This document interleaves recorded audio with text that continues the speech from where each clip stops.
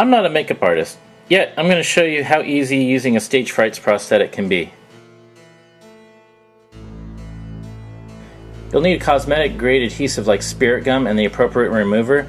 I suggest using at least 2 colors of makeup and remover, and then you'll need some application sponges or other makeup application tool. Optional items that you may want to pick up are liquid latex, stipple sponges, powder and powder puff, additional colors of makeup, and a water or castor oil based sealer. You want to make sure, this is important, that you test all the products that you're going to be using to make sure that you're not sensitive to them. If a reaction occurs, you should remove the products immediately. If there are no signs of a reaction, keep all the products in place for about an hour. Reactions are not always immediate.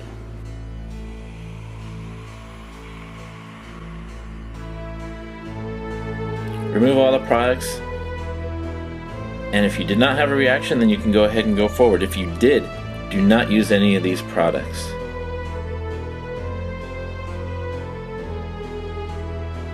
If you're using cream makeup, you should seal your appliance with castor oil by brushing it on liberally, and you let it soak in for about 10 minutes. After you let it set for 10 minutes, go ahead and take a clean cloth and dab all the excess off. If you're using water-based makeup, there are water-based sealers available.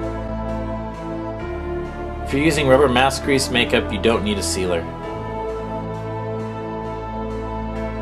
First step is to take your base color and cover your entire appliance with your base color. Use dabbing strokes, not so much as wiping strokes. If you are going to wipe some on, dab over it just to break it up.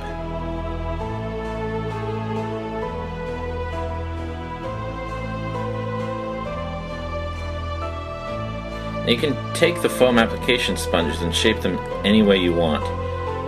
Here I'm going to round off the edges so that the sharp lines are minimized when I'm applying the makeup.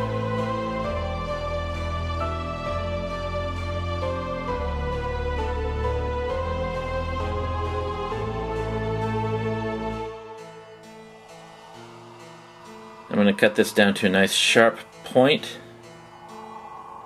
so that I can get into some smaller areas and put some more detail in.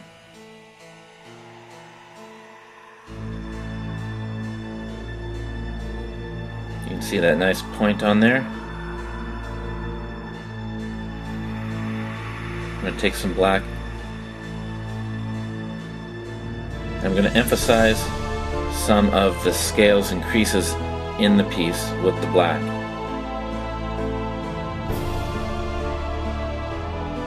Fill in dark around the eyes. Don't be afraid to be a little sloppy with this. We will smooth it out later.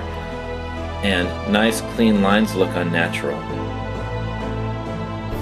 I'm going to go back over with my base color, tap lightly to smooth out the lines and blend in the color.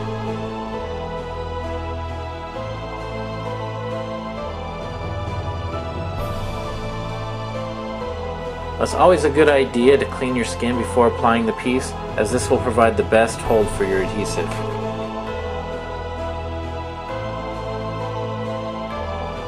Put the piece to your face before using any adhesive to get an idea of placement. I like to put a little adhesive on the back of the piece as well as on my skin.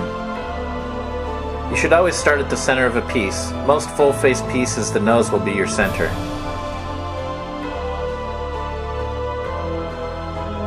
Now, spirit gum needs to be tapped a little bit in order to get sticky.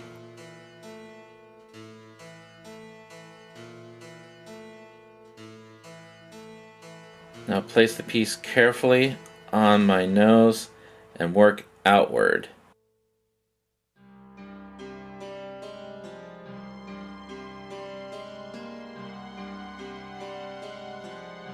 Once the piece is where I like it, I'll press it tight into place.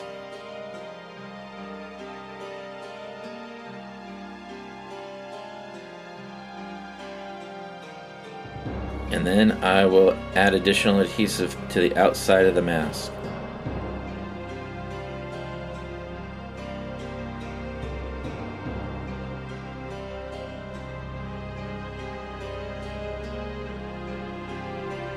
You can use the mask to tap the spirit gum sticky.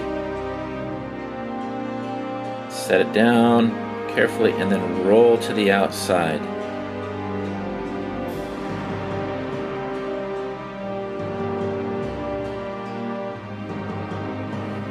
The prosthetic is built on a generic face form, so it may not fit your face perfectly, but because it is a soft, pliable material, it can be stretched to fit.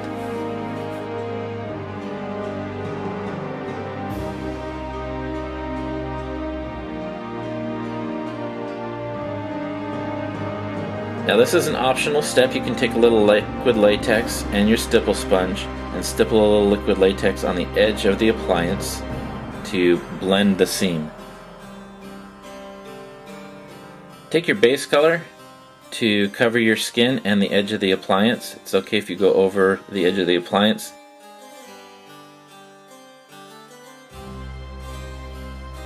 Cover all exposed skin and don't forget your ears.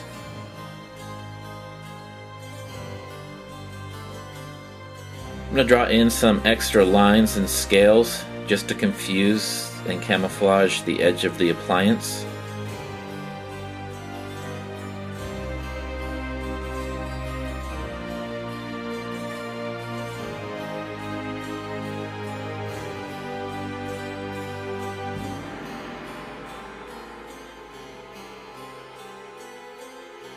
I'm going to put some black makeup around my eyes. Dark colors seem to mask the seams around the eyes best.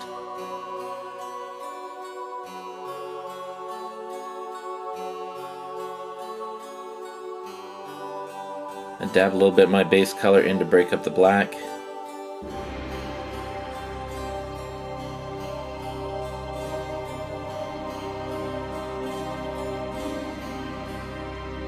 Add a little bit of dark dots here and there to break up some of the more uniform parts of the mask to give it a more natural look.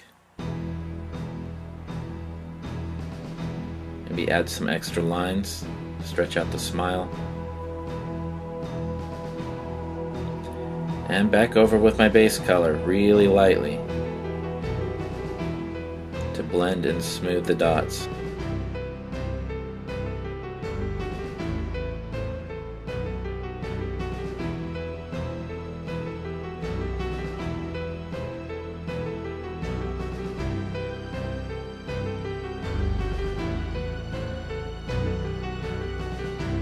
You can take your stipple sponge if you chose to use a stipple sponge. I'm trimming up the edges to make it more rounded.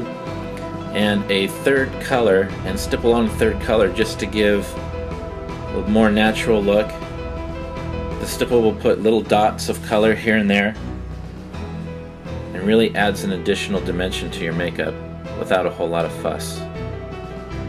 I'm going to go stipple on a little bit of my base color. For this demonstration I used a water-based makeup. If you use an oil-based makeup, you'll need to powder it down with your powder and powder puff in order to make it dry to the touch. Add your costume and your character has come to life. And that's how easy it is for someone who does not have a background in makeup to use a foam latex appliance.